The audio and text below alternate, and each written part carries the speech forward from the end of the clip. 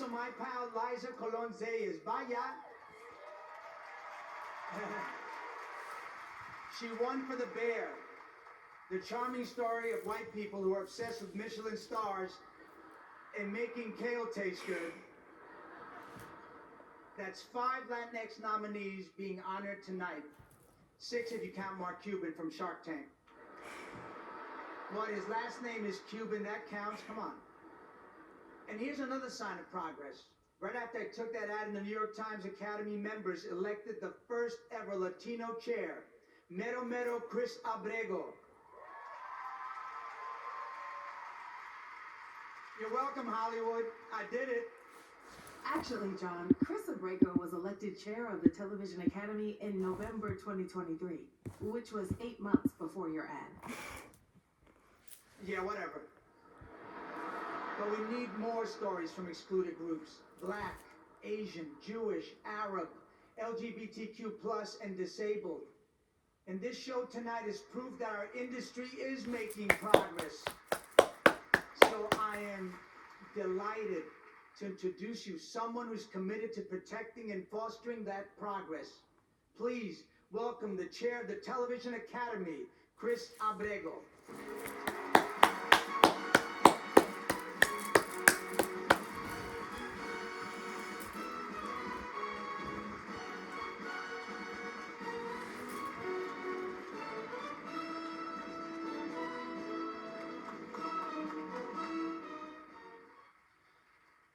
Thank you, John, for joining us tonight and for consistently using your voice to champion a new era for our industry, one in which we all stand to win. It is a distinct honor to stand here as chair of the Television Academy. This stage has been the backdrop for so many unforgettable moments for our creative community. When Viola Davis became the first Black woman to win an Emmy for lead actress in a drama series in 2015, she said, "The only thing that separates women of color from anyone else is opportunity. You cannot win an Emmy for roles that are simply not there."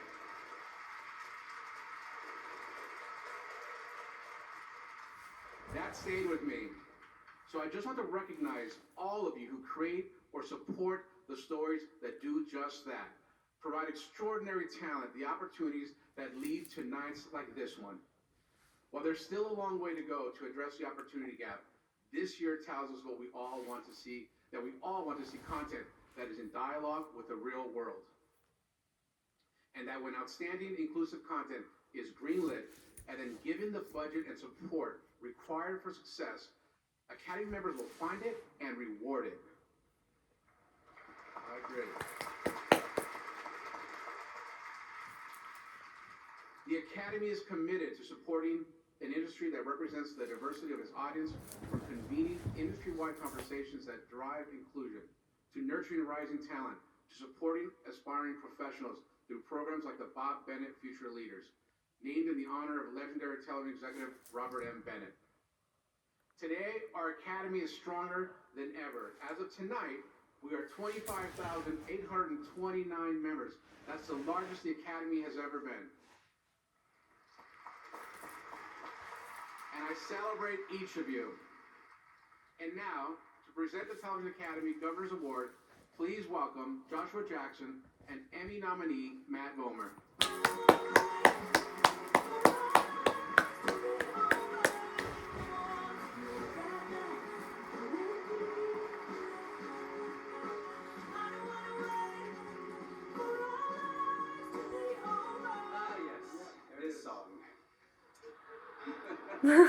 It's our pleasure tonight to pay tribute to a true television icon, and most importantly, a mentor and a friend. I've looked to Greg Berlanti as an inspiration both as an artist and as a person, and collaborating with him is a reminder that not only is he a talent of the highest caliber, he's also one of the good guys. TV history was made on Dawson's Creek, as Greg was the first writer-producer to show a gay kiss on primetime between two teenagers, and that was back in 2000. I remember being so proud, thank you again, to be part of that show, and at the same time, I didn't understand how big it was. Greg gave us a beautiful, relatable, and yes, the first portrait of a gay teen who acted on his desires with the same anxiety everyone has over their first kiss. It was a huge moment, but then again, Greg has always given us big moments, ones that challenge us to be better versions of ourselves. And like all visionary producers, he is one step ahead of the audience with his shows. He opens the door, and as we go through, we realize we are more comfortable with characters having real-life experiences than we ever could have imagined. Beyond his incredible work in film and television, Greg is a philanthropist whose benevolence knows no bounds. His Berlanti Family Foundation has given generously to cancer research, LGBTQ+ organizations, and during Hollywood's recent labor strikes, donated nearly $1 million to those affected.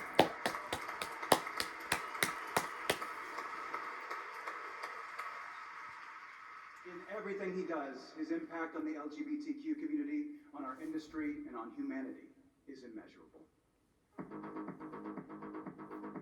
A prolific showrunner with over 45 shows and a record-breaking 20 scripted series on TV at once, Greg Berlanti's journey to this stage began in 1998 when he joined Dawson's Creek as a writer. From there, I need to watch that show. And shepherd some of the most iconic series of the past quarter century. Brothers and Sisters, Everwood, Political Animals, Arrow, The Flash, The Flight Attendant, Riverdale, All American, You, and Found. Along the way, he has used his platform and his commitment to the LGBTQ community to break new ground. Introducing the first gay kiss, the first gay marriage, and the first transgender superhero while championing diversity.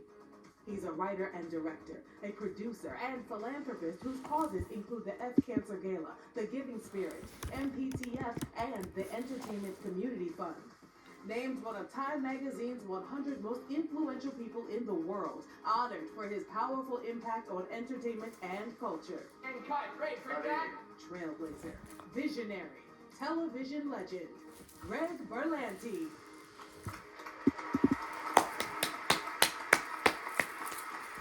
Amazing. We are honored to present the 2024 Governor's Award to Greg Berlanti.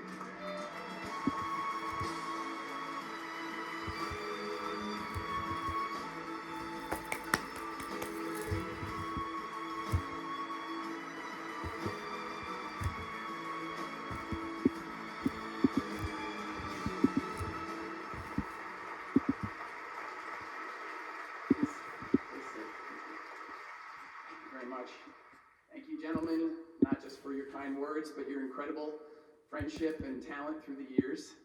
Thank you, Chris Abrego and the Board of Governors, for this deeply humbling honor of a lifetime, an opportunity of a lifetime to express my gratitude. First, to everyone at home who's watched our shows, there is no thank you that would ever be enough. I wanted to be a part of television even before I knew how that was possible. Like so many Gen X kids in the 70s and 80s, the one color TV our family could afford was on around the clock in our house, and I watched and loved all of it. Now, there wasn't a lot of gay characters on television back then, and I was a closeted gay kid, and it's hard to describe how lonely that was at the time. There was no internet to connect with other queer kids, no LGBTQ plus advocacy groups in schools. Back then, the only way to tell if another kid might be gay was if he also watched Dynasty, Dallas, and could name all 4 of the Golden Girls. It's true. Then the initial reports of AIDS started showing up on the news, and for the first time in my life, I saw openly gay men on television. Too many were dying, but they were also in the streets. Men holding hands with other men, marching and fighting for their lives. And they gave me hope that I might one day have their courage to come out and share my truth with the world. The other thing that happened because of a television was that I announced to my family the first TV creator I wanted to be, Jim Henson. And my mom got business cards made up that said Greg Berlanti, puppeteer, and she put these cards all around town. And I started doing puppet shows for kids' birthdays. But that was it. Someone believed in me, that I could tell stories for a living. It's why I'm so appreciative of this honor. It won't remind me of a single show, but instead will remind me of all the people, like my mom, whose shoulders I rode in on tonight. Too many to mention. All the teachers and friends and representatives and executives across the years, actors and crews who made real the worlds we dreamt up, and I'll remember all the writers I dreamt those worlds up with. It will remind me of my Warner Brothers TV family that's given me a home from my beginnings, led by the great Peter Roth, to our amazing leaders today, Channing Dungey and David Zaslav, and my seatmates this evening who stand in for all the other coworkers and family who made this moment possible. The amazing Carlo Gawa, my producing partner, the incomparable Sarah Schechter. My loving sister Dina and my father Gene are here. My dad was a businessman his whole life, and yet he made me study theater in college because he knew it's what I loved. Lastly, my soulmate, my husband Robbie Rogers, who is not just here for me, but because he produced The Fellow Travelers, which everyone should watch. It's amazing. And when I think about it, to have traveled that distance from that scared kid years ago to this stage with my husband in the audience and our two beautiful children, Caleb and Mia, watching at home, go to bed as soon as this is over. Aww. When I think about how much the world had to change to make the life I'm living now possible, even in hindsight, it's unimaginable to me. Sadly, the one person who did imagine this night first is not here to celebrate it with us. We lost my mom several years ago to cancer, but the belief she had in me still lingers on long after she's gone. That's how powerful belief is. And her belief travels through me and out to all of the kids out there who today may feel alone or other or scared to share their truth with the world. If my mom were here, she would want you to know that you are loved and you are worthy and you have a story to tell. And we need those stories now more than ever. And she believes in you and I do too. So hurry up and get here. Until then, from the bottom of my heart, thank you all very much.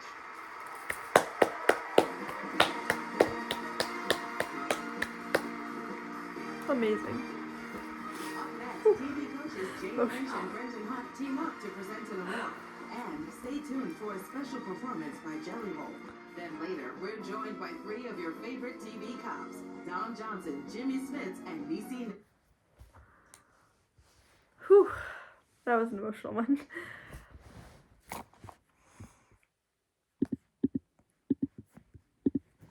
So good. I'm getting close to the end. I only have 39 minutes left. But obviously, right now it's on commercial.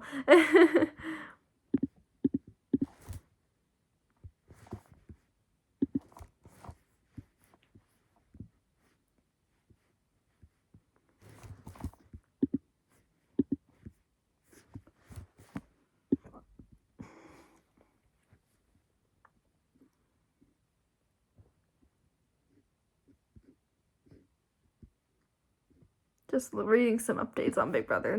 Not much happening right now, but they might be going to sleep soon, or they're just chilling. But yeah, on Big Brother, oh my gosh, this week's twist is not good. No, just like, yikes! Never do Janky World again. Like, I was talking about it with my coworker Mark earlier, and like we were saying that like how childish this twist is. So it's like, yeah, just never again. Oh, all right, it is back also.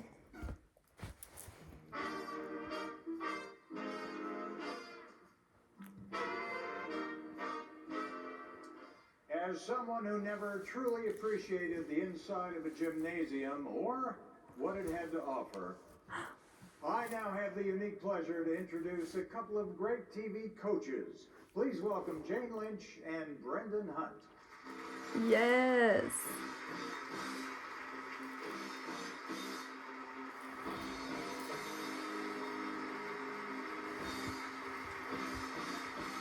We're in the locker room because we both played coaches on TV shows. But only one of us played a head coach. Hell yeah.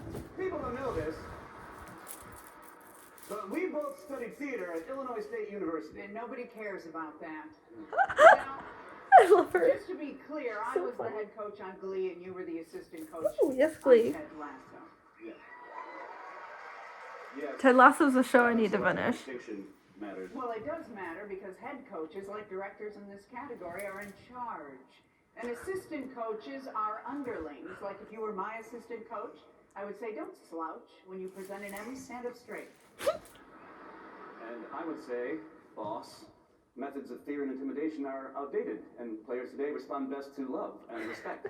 And I would nod in pretend agreement. Let's take a look at the nominees for directing for a drama series. Stephen Daldry, The Crown. Mimi Leader, The Morning Show. Hiro Murai, Mr. and Mrs. Smith.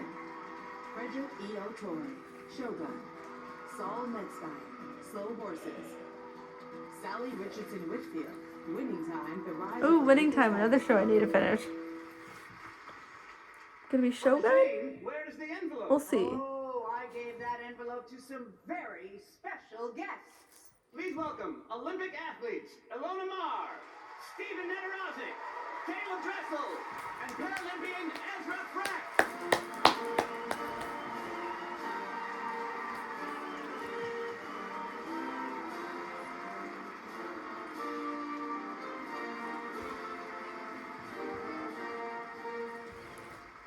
And the Emmy goes to Frederick E. O'Toole, Shogun.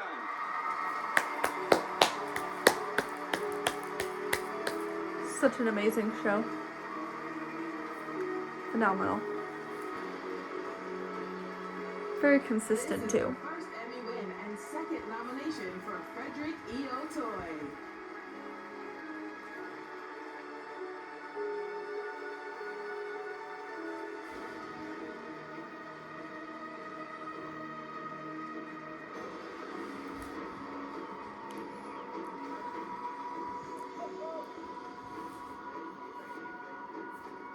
Hello. Hi.